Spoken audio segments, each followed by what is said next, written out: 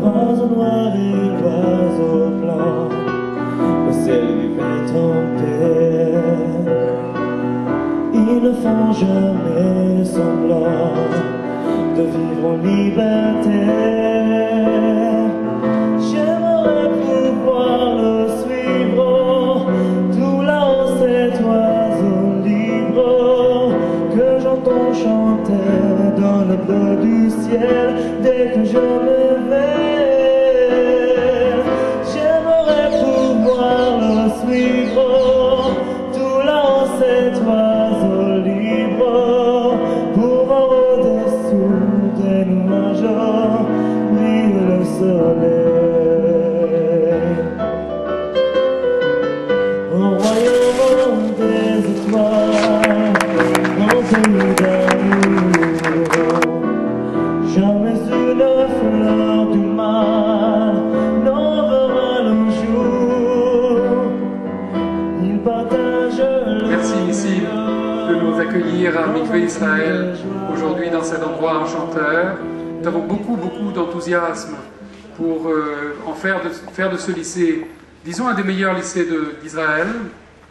Je voudrais remercier Adisteg et l'Alliance israélite universelle, sans qui évidemment ce projet n'existerait pas. Mais ce projet a été voulu principalement par deux gouvernements. Le gouvernement français, représenté ici par son Excellence ambassadeur Jean-Michel Cazard, que je remercie également, et bien sûr par le Premier ministre Olmert, qui va bientôt arriver, et l'État d'Israël. Et puis bien sûr les jeunes. Il y a 150 élèves environ aujourd'hui. Nous avons des objectifs beaucoup plus importants. Nous sommes dans un partenariat public-privé aussi, donc entre des organismes comme l'Alliance, comme la Fondation Rachi, comme la Fondation d'Orsett ou des personnes privées. Je souhaiterais que nous accueillions maintenant M. Patrick Aflalo, qui représente la Fondation d'Orsett.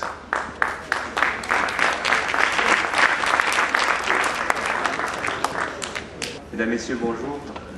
Je représente ici aujourd'hui la Fondation d'Orsett et en particulier sa présidente qui est Madame Joël Aflalo Bokobzam. Et je transmets son message, donc je vais la citer tout simplement. Chers amis, des raisons personnelles m'empêchent d'être avec vous aujourd'hui et je le regrette profondément. Mais je vous assure que le cœur y est. Le cœur y est depuis le début de cette belle aventure. Lorsque la Fondation Rachi a sollicité le soutien de la Fondation d'Orsett pour ce merveilleux projet, ce sont d'abord les souvenirs de mon enfance à Fès et de mon éducation à l'école de l'Alliance qui me sont venus à l'esprit. L'Alliance m'a nourri d'éducation et de culture française et je lui dois beaucoup. Si j'ai la chance de pouvoir aujourd'hui donner une partie de ce qui m'a été offert, c'est en grande partie grâce aux valeurs juives et universelles qui m'ont été transmises par les instituteurs de l'Alliance à Fès. Contribuer à la création du lycée franco-israélien, c'est pour moi rendre hommage à l'œuvre de l'Alliance et le faire ici même à Mikvé Israël, le berceau de l'Alliance et de l'État d'Israël, apporte à cette action une portée symbolique exceptionnelle. Je suis touché de rendre hommage avec vous à Raymond Leven, une grande figure du judaïsme français. J'en profite pour exprimer ma profonde amitié à M. Hubert Leven. Vous savez l'estime que j'ai pour votre manière de faire de la philanthropie avec la Fondation Rachi et heureuse de participer avec vous à la réussite de ce beau projet. Merci. Voilà.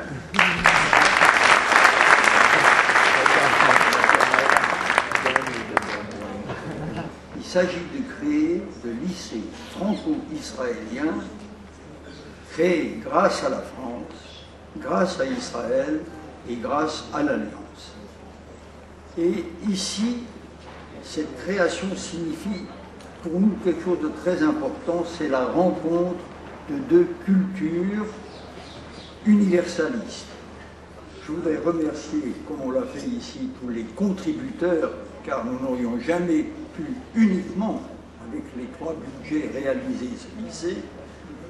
On a parlé de M. Aflalo, de et surtout de la Fondation Rachid, comme on l'a dit.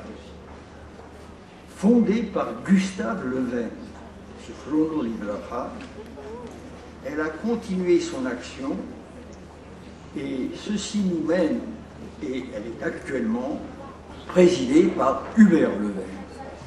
Et permettez-moi en une seconde de dire que ce phénomène est extraordinaire, que depuis la fondation de l'Alliance, en 1860, par Narcisse Leven, un des grands fondateurs et des plus prestigieux, la présence Leven à l'Alliance est assurée depuis 4 générations. Narcisse Leven, Georges Leven, Gustave et Raymond Leven, et maintenant Hubert Leven.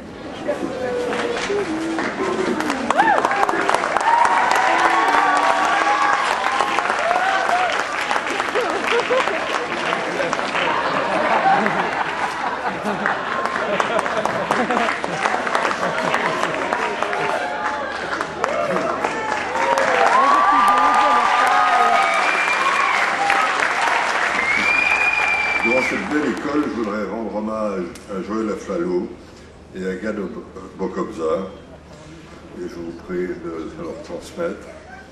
Plus que des amis, plus que des partenaires, dans cette belle réalisation, ils partagent avec nous l'âme et la vision de l'Alliance. Ils sont les premiers à avoir compris l'importance et le rôle que devait jouer un tel établissement dans le rapprochement entre les cultures, les valeurs et les populations françaises et israéliennes. Ils y ont contribué à parts égales avec la Fondation Rachid, et ceci ne les a pas empêchés, avec leur spontanéité qui n'a d'égal que leur générosité, d'accepter que cette école porte le nom de mon père. Pourquoi nommer un lycée franco-israélien du nom de Raymond Leven?